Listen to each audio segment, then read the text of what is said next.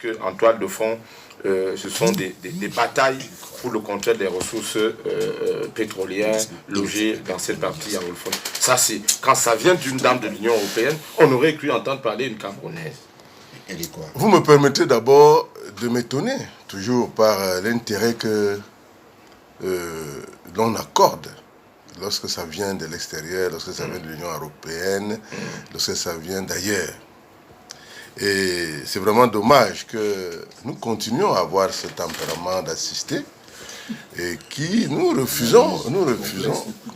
C'est le complexe du colonisé. Il se trouve que le problème camerounais que nous observons tous depuis des années est très bien maîtrisé par les Camerounais. Nous savons quels sont les problèmes du Cameroun.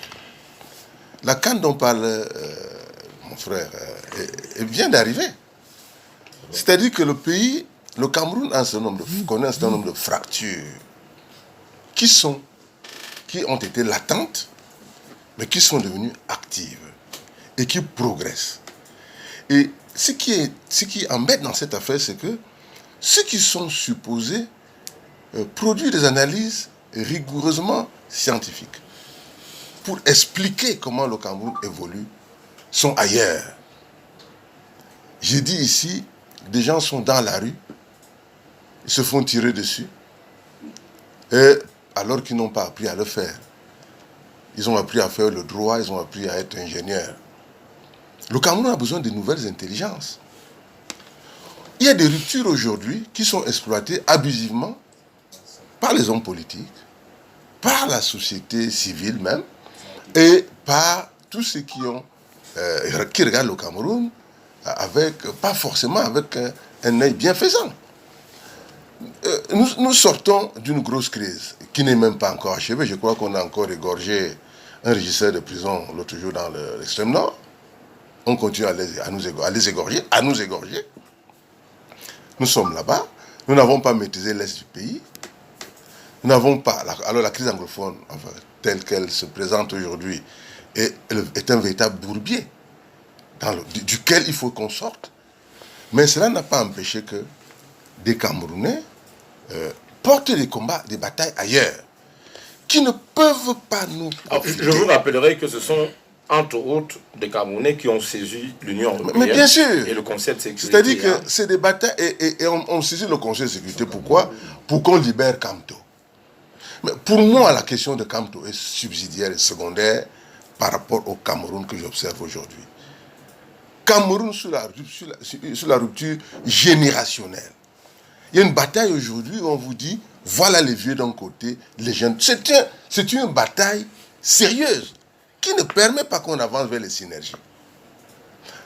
Les ruptures politiques, au moment même où nous avons besoin d'un regard patriotique, où on peut se dire, comme l'affaire se présente sous cette forme, et que nous voulons sauver l'intégrité de l'ensemble du pays, que tous les patriotes se mettent ensemble, parce qu'on éteint d'abord le feu, et puis on recommence nos luttes intérieures. Vous avez la rupture tribale. Alors là, celle-là qui vient d'être révélée au grand jour, est la plus grave des ruptures. Vous vous rappelez du Rwanda? Vous savez ce que c'est que ces ruptures tribales? Elle peut dégénérer en une conflagration nationale interne. Je pense que ceux qui parlent de nous, ceux qui vont dans des salles cossues de l'Union européenne, devant des députés qui n'en savent rien du tout, pour qui le Cameroun, en réalité, c'est une histoire. Ils ne savent même pas le placer dans la carte du monde. Et qui aujourd'hui, quand vous regardez dans les réseaux sociaux, ce qui importe, c'est que l'Union européenne a dit ceci, a dit cela. Nous avons dit ici, nous avons traité la question de M. Moukete, qui a fait une sortie. M. Kiek. J'ai encore appelé le chef Sokodjou toute la semaine 3 fois. Il y a 10 ans, lorsque nous avons lancé le dialogue, nous avons demandé qu'il y ait un dialogue pour la réconciliation et la paix au Cameroun. Et c'était les patriarches du Cameroun. Un patriarche ne parle pas comme Moukete.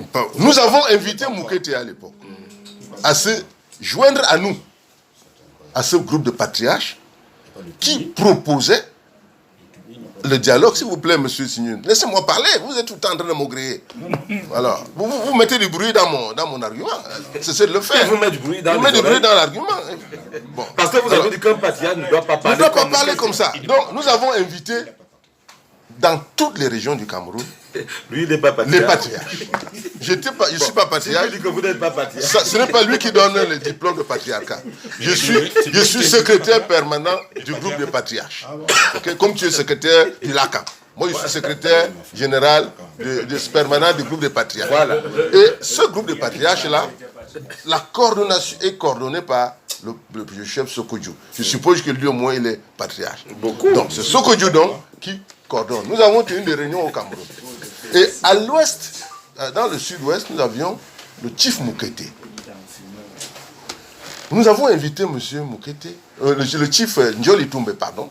Mais nous avons invité Moukete, il n'est pas venu. Le chef l'a appelé à 2 reprises pour dire, il y a 10 ans. Et le premier point sur lequel portaient les discussions du patriarche, c'était la question anglophone, il y a 10 ans. Nous avons écrit au chef de l'État en lui disant, nous souhaitons que vous donniez au patriarche la possibilité de lancer un dialogue patriarcal sur la question. Et nous savons, cela a été bloqué par un DCC de l'époque, je crois que c'était le gars du MBAM qui était là.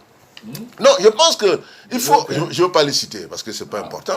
Donc, je veux dire que ici, il faut que l'on soit très clair. Et là, vraiment, j'invite mon grand frère Sinjoun, avec qui j'ai eu beaucoup d'acquaintances. Nous avons conduit des batailles, même dans la ville de Yaoundé. Lorsque Etaka a été détruit, nous y étions tous les deux pour la revendication, pour dire pourquoi vous avez détruit Etaka. Et nous savons que nous avons même été combattus à l'époque par les gens qui avaient été détruits. Et ce qui était un véritable paradoxe. Et je l'invite à avoir un regard patriotique. C'est quoi? C'est-à-dire, nous, lui et moi, quel est le Cameroun que nous allons laisser? Est-ce un Cameroun en guerre civile? Est-ce un Cameroun où les générations, où les jeunes disent que les vieux doivent partir? Est-ce celui où le Cameroun est divisé entre Eton, Bassa et autres de l'autre côté? Quel est ce Cameroun? Vous et moi qui n'avons plus la force de courir, qui n'avons plus la capacité aujourd'hui d'aller faire les travaux les plus difficiles pour lesquels notre jeunesse est conviée. Comment vous pouvez comprendre, M. Sinjoun, que nous installions le pays dans un bourbier politique depuis des années? Le volet économique est mort. De quoi vont se nourrir ces jeunes? Que va-t-on faire de ce pays avec une jeunesse complètement perdue? Ce matin, j'ai oublié, monsieur, je voulais vous apporter un jus de fruits. J'ai oublié. J'ai fait un jus de fruits ce matin moi-même. J'ai acheté hier un seau de mangue à 1000 francs. J'ai fait un jus de fruits ce matin avec 5 mangues. Et le jus de fruits là, qui est conçu avec 5 mangues, un peu d'eau minérale, vous le vendez à Yaoundé à 2000 francs. Avec 5 mangues. Oh, j'ai acheté un seau de mangue de près de 100 mangues à 1000 francs. Vous voyez ce que cela représente comme levier de rentabilité. Vous avez donc, ici derrière cet immeuble, vous allez voir ce qui se déverse là comme fruits qui arrive et qui se gaspille et tout. Une jeunesse qui ne sait pas quoi faire. Au lieu d'orienter les jeunes vers la production, pour la vraie compétition de demain, le petit Bamileke, le petit Eton, le petit anglophone, son adversaire de demain n'est pas camerounais. Il est le marché émergent. Il est le marché néolibéral. Il est la mondialisation, il est la confrontation des intelligences de demain. On ne peut pas continuer à ramper au ras du sol en racontant des histoires de ça. Merci Joseph. Laurent Assipolo. Oui, Roger, je voudrais dire que